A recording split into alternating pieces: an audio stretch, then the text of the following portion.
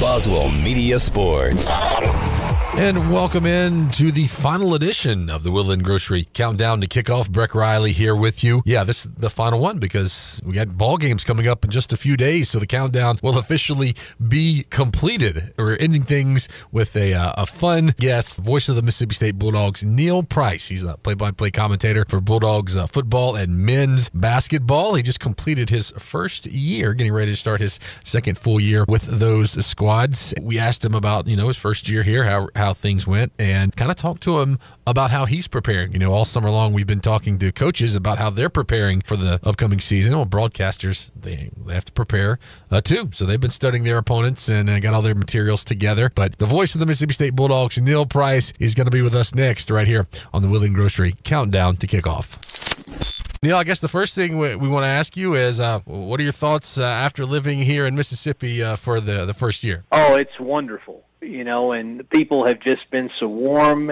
and welcoming, and I think that's the great unknown. Anytime you've never lived in a place, you don't know how you're going to be received, and I was stepping into a job where two guys had the job for the better part of 60 years, so there was a lot of familiarity with Jack and with Jim, and to have so many people come up and offer nice comments, to have so many people say nice things on social media, it's just been wonderful. So Southern hospitality at its best, and I wouldn't expect anything less living in the Deep South. So we'll piggyback on the back of that. What was your favorite moment from your first year here in Mississippi State? We'll say sports-wise. What was your favorite sporting event to be a part of and that you got to be a part of personally? Yeah, I don't know if I can narrow it down to just one, but I'll tell you the ones that immediately come to mind. The LSU football game where State came out and just played so well in that first SEC game and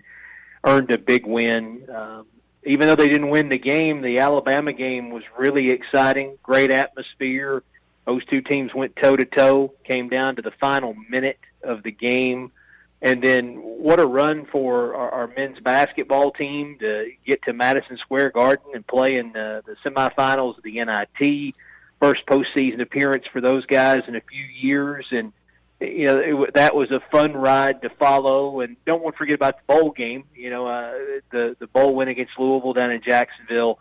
Those are the ones that immediately come to mind, and all special for different reasons, I think. But I've been able to see some pretty cool stuff and help document some pretty cool moments for the program along the way, and that's why you sign up for jobs like this. You hope you get those moments, and when they ultimately do come, you hope you don't mess it up. Yeah, and I know this summer you've kind of been doing some touring with the alumni associations and things like that. I saw that you took a visit to Route 4, Liberty, Mississippi. Can you tell us a little bit about how that went? Oh, if I'm here 30 years, I'll be hard-pressed to have a day that was as cool as that one, and that was in conjunction with one of our alumni association stops in Summit, Mississippi. And Liberty, Mississippi is about 25 minutes away from Summit down in southwest Mississippi. But a guy named Richard Hay is the ag extension agent for the university in Amet County. And I got to know Richard through doing a show with him and some buddies of his down there in southwest Mississippi shortly after I got the job. And he said, if you ever come this way, call us. So I called and I said, hey, we're coming down. I'd love to go out and see the Clower place if it's possible. And I knew that they had just a small little museum collection of some of Jerry's things there. So Richard knew Jerry's daughter, Katie, and Katie still lives right there at Route 4. And she opens the museum and lets folks kind of come and go as they pass through. And she was kind enough to allow Michael Richardson and me to go and spend about an hour and 15 minutes with her, and she told all kinds of great stories and just some of the things that were in that collection, some of his performance outfits, things that people had given him at all these different stops he'd made along the way, a lot of stuff with his connection to Mississippi State, his college diploma, some football, baseball, basketball stuff in there.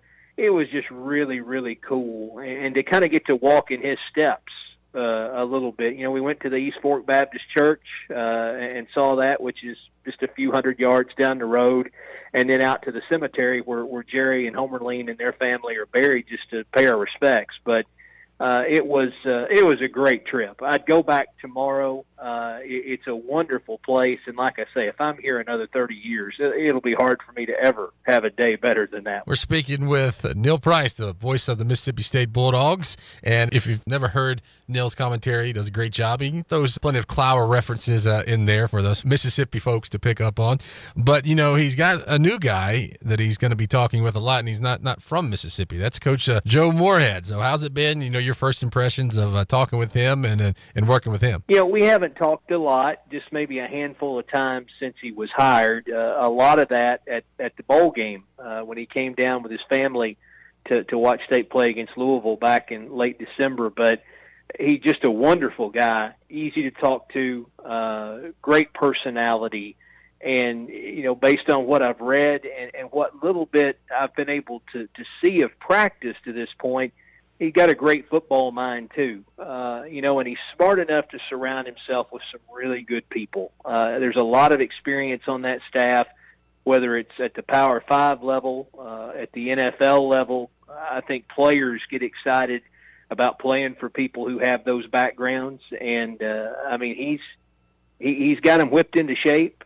He's confident. I think he understands the expectation levels this year, and he wants to meet those as best he can. And, he's got plenty of talent to help him do it. No question about that. So I think he's going to embrace it. He's going to have a great first year, and I think people are going to take to him just fine. He's a super, super good guy. And I think he's excited about doing whatever he can to make sure Mississippi State has the best year possible. And you say you've been watching, a little bit of practice. We know they don't allow media in for too long, and that's something that we ask our coaches throughout the Will and Grocery Countdown to Kickoff is, what are they doing in the summertime? What are they doing to prepare for the season?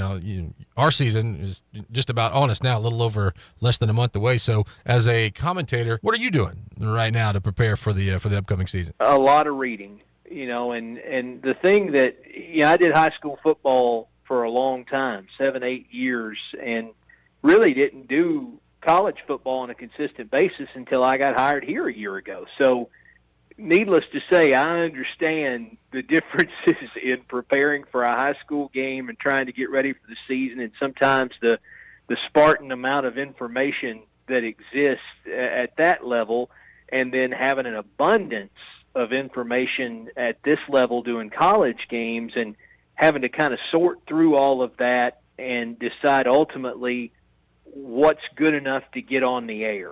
And that's a challenge because you don't want to leave any stone unturned, but there's a lot of minutia too, because people are trying to get clicks and they're trying to create content every day. And that's nothing against the folks who are doing it. It's just you can't hit a 5-star performance every day, So I've got a Word document on every team State will play, and as I read through emails and read through articles online, I'll kind of sift through, and things that seem like they're noteworthy, I'll take out and put in that Word document, and I'll have hopefully a pretty good set of notes on everybody as we head into the year, and just keep adding to that as we get deeper and deeper in the season with the teams we play later. And hopefully that will help me sound prepared on the radio, and maybe give me some anecdotes that might have been forgotten, maybe haven't been told that much, things that can add some color and some flavor to the game and humanize the people that we're covering, not just make them names and numbers and statistics. Neil Price, the voice of the Mississippi State Bulldogs. He's going to complete things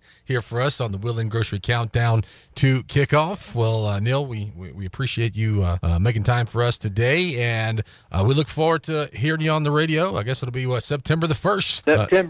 September 1st against Stephen F. Austin, night game at the stadium. We're excited about that. First 2 home games are night games. We're really excited about that. Get out of the heat a little bit, but we appreciate you, appreciate the folks over in Kosciuszko and Itala County, and hope the Whippets have a great year.